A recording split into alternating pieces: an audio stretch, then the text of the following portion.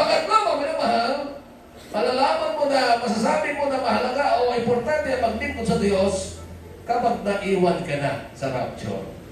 Uling talata, Unang Tesalonica, Kapitulo 4, talata 16 hanggang 17. Pag-ibasa. Ang unang sulat ni Apostol Pablo sa mga taga-Tesalonica, Kapitulo 4, versikulo 16 at 17. Sapagkat ang Panginoon din ang bababang mula sa langit na may isang sigaw, may tinig ng arkanghel at may pangarap ng Diyos. At ang nangamatay kay Kristo ay unang mga bubuhay na maguli. Kung magkagayon, tayong nangabubuhay na nakatitira ay aagawing kasama nila sa mga alapaap upang salubungin ang Panginoon sa hangin. At sa ganito, isa sa Panginoon tayo magpakailanman. Amen.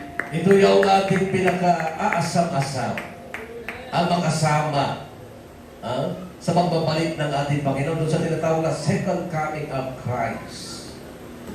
Maganda na po yung ating mag-aawit.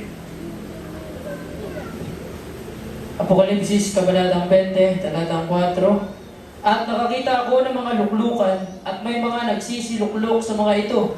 Sila'y pinagkalooban ng paghatol at nakita ko ang mga kaluluwa ng mga pinugutan ng ulo dahil sa patotoo ni Jesus at dahil sa salita ng Diyos at ang mga hindi sumamba sa hayop o sa kanyang larawan man at hindi tumanggap ng tanda sa kanilang noo at sa kanilang kamay at sila'y nangabuhay at nagsipaghalin kasama ni Kristo sa loob ng 1,000 taon.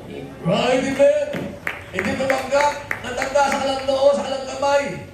Hindi nagpatatak ng 666. Napukutan ang ulo. At sila'y nakasama. Sa isang... Gawain sa dako ng praise God, ating panambahan. Gawain natin, hindi gawain ng Diyos yun. Gawain natin para sa Diyos. Mali kasi mag-express yun. Ay gawain ng Diyos yan. Anong ginawa ng Diyos? Gawain natin. Gawain natin ito para sa Diyos. Amen? Panambahan ito natin para sa Diyos. Hindi ang Diyos sumasamba sa sarili. Tayo, na pinili na manamahal sa sarili ito, ang siyang sumasamba sa Diyos na buhay sa pangalan ni Jesus. Panambahan din sa mga nasa mga praise the Lord. Praise the Lord. Sa lahat ng kapwa panambahan, ang ating panambahan ko dyan, as ipareho din dito. Sa lahat ng church panambahan, ang ating panambahan ko dito kasi nagkarbaw sila. Ang simula ang ating panambahan ko, pero palis, alas 5 yan, hanggang alas 11. At Biyernes, alas 11 hanggang alas 5, alas 6 hanggang alas 11. At Linggo, alas 10.